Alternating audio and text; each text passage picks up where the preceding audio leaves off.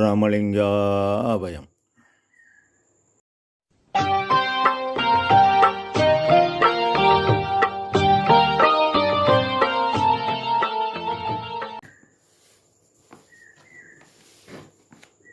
அருட்பெரும் ஜோதி அருட்பெரும் ஜோதி தனி பெரும் கருணை அருட்பெரும் ஜோதி எல்லா உயிர்களும் இன்புற்று வாழ்க. வள்ளல் மலரடி வாழ்க வாழ்க. திருச்சிற்றம்பலம்.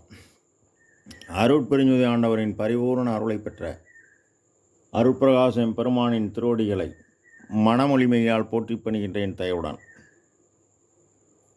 நாம் செய்த செயலின் நுழைவாக இன்பதுன்ப அனுபவங்கள் யாவும் வந்து கொண்டே உள்ளது. அவ்வாறு வருகின்ற துன்பம் யாவும் பொறுத்து எல்லா உயிரும் இன்பமாக வாழ எண்ணி நாம் செயல்பட்டாலே நமக்கு ஆன்ம லாபம் கூடும். நம் பெருமான் அருட்கொடை புகழ்ச்சி என்ற தலைப்பில் 3வது பாடலில் அயன்முதலோர் ஐவர் செய்யும் தொழில் எனக்கே அளித்தாய், உயர்வரு பேரற்ஜோதி திருவமுதம் உவந்தளித்தாய், மயர்வரு நின் அடியவர்தம் சபை நடுவே வைத்தருளி செயமுறவே வளர்க்கின்றாய், சிற்சபையில் நடிக்கின்றோய் என இப்பாடலை பதிவு செய்கின்றார். மயர்வரு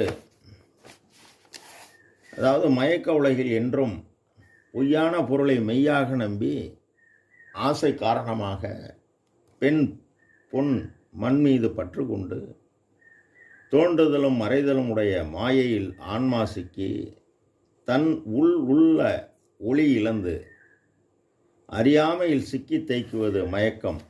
இதனை நீக்கணும். உலகில் சான்றோர் போதும் என்கின்ற மனமே பொன் செய்யும் மருந்து என்பார்.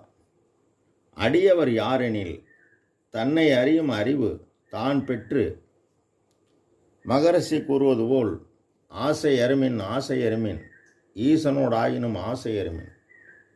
ஆசை படப்பட வரும் ஆய்ந்து வரும் துன்பம், ஆசை விடவிட ஆய்ந்து வரும் இன்பம் என்பார். அதுபோல இவைகளை விடுத்து நான் யார், ஏன் பிறந்தேன், என்ன செய்யணும் என்கின்ற தன்னிலை உணர்ந்து தன்னை அறிய தனக்கு கேடில்லை, தன்னை அறியாமல் தானே கெடுகின்றான், தன்னை அறியும் அறிவை அறிந்த பின் தன்னை தானே அர்ச்சிக்க நின்றானே என்பார் மகரிஷி. அவ்வாறு தன்னை அறிந்து திருவள்ளுவர் கடவுளார் கூறுவது போல் பற்றுக பற்றற்றான் பற்றினை, அப்பற்றை பற்றுக பற்றற உடற்கு என்பார். அவ்வாறு பற்றுக்களெல்லாம் துறந்து தன்னை அறிய தவத்தால் மனம் வென்ற நான் நீ என்கின்ற பேதம் நீங்க ஞானி, அவர் அடியவர். இவர்களை பெருமான் கூறும்போது செடி அறுத்திட எல்லா குற்றங்களை நீங்கி செடி அறுத்திட திட தேகமும் போகமும் அடியருக்கே தரும் அருட்பெருஞ்சோதி என்பார்.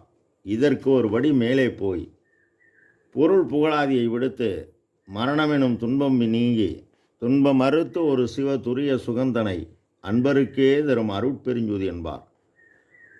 அவங்க எல்லாரும் மத்தியில் இவரை ஏன் இருக்க வைத்தாரெனில் அவர்கள் பாடுபட்டது அன்பே சிவம் என்கின்ற நிலை, அதாவது இறைவன் இருப்பிடமாகிய பூர்வ மத்தியில் மட்டும் கவனம் வைத்து முத்தி நிலை சித்தி நிலை பெற்றனர்.